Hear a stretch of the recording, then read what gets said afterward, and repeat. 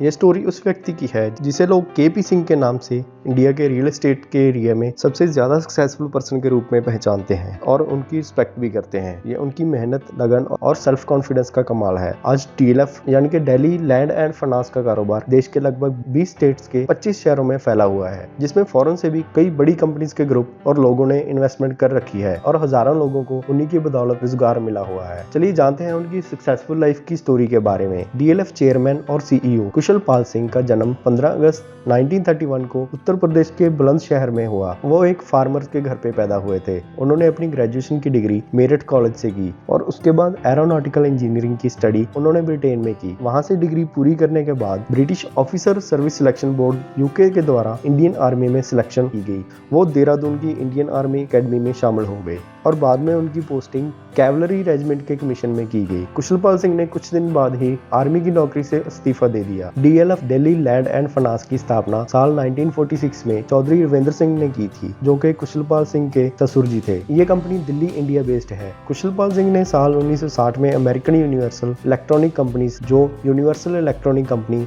ऑवसो और सिंह परिवार के बीच एक कंबाइंड बिजनेस था, उन्होंने इस बिजनेस की जिम्मेवारी संभाली। उसके बाद उन्होंने इंडिया में इंडस्ट्रियल बैटरी की मैन्युफैक्चरिंग के लिए फिलाडेल्फिया के ESB के बाद ESB इंक की हेल्प से विलाई इंडिया लिमिटेड नाम की एक कंपनी की स्थापना की और वो इस मैनेजिंग डायरेक्टर बन गए। इसके बाद 1979 में अमेरिकन यूनिवर्सल इलेक्ट्रॉनिक कंपनी का DLF यूनिवर्सल लिमिटेड में मर्ज हो गया और कुशल पाल सिंह DLF के CEO बन गए। DLF चेयरमैन और CEO कुशल पाल सिंह ने कंपनी की जिम्मेदारी संभालते ही अपनी योजनाओं के अनुसार गुड़गांव, जो कि हरियाणा में है, उनके विलेज वाले एरिया में जमीन को विकसित करना शुरू किया। उनका हमेशा से ही सपना था कि दिल्ली के आसपास एक रियल एस्टेट मार्केट और बिजनेस एक्टिविटीज के एक छोटे से सेंटर को विकसित करना, जिसके लिए उन्होंने दिल्ली के पास गुड़गांव को लेकर अपनी योजनाओं के अनुसार सबसे बेस्ट और परफेक्ट जगह देखने लगे और वहाँ उन्होंने जमीन खरीदनी शुरू कर दी। उनकी इस दूर की सोच और प्लान की वजह से आज गुड़गांव का मिलेनियम सिटी बना है। आज गुड़गांव को टाउनशिप में ग्रोथ करने में कुशल पाल सिंह का बहुत बड़ा हाथ है।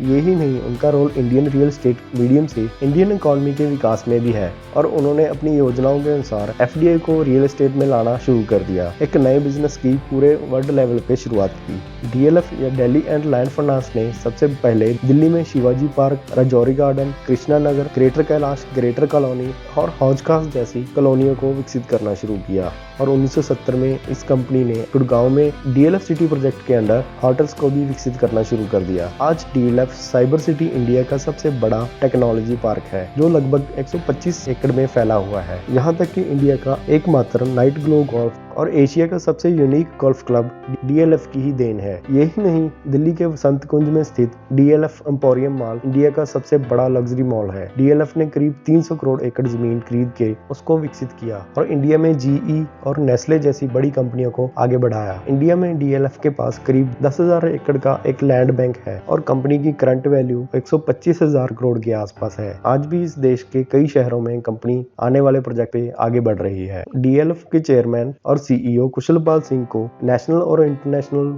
काफी सारे अवार्ड्स मिले हैं और इनको सरकारी और प्राइवेट कामों के लिए बहुत सारे प्रोजेक्ट मिले हैं। कुशल पाल सिंह DLF के साथ साथ 31 और कंपनीज के डायरेक्टर भी हैं। Kushal Pal Singh real estate development council के मेंबर भी हैं और उनकी गिनती इंडिया के 50 अमीर लोगों में से की जा सकती है। हम आशा करते हैं कि आपको DLF के चेयरमैन कुशल पाल सिंह की स्टोरी अच्छी लगी होगी और अगर अच्छी लगी तो कमेंट करके जरूर बताइए और हमारे इस चैनल को सब्सक्राइब करना मत भूलिएगा।